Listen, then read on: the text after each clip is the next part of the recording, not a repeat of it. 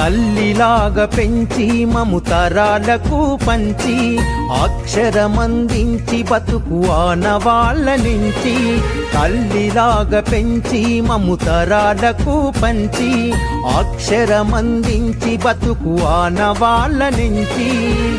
వెన్నంటి నిలిచిన మన పుస్తకాల సంచి బతుకు పుటల దారిలో నమము ముందుకు నడిపించి బడిరా బడిరా మన కన్న తల్లి ఒడిరా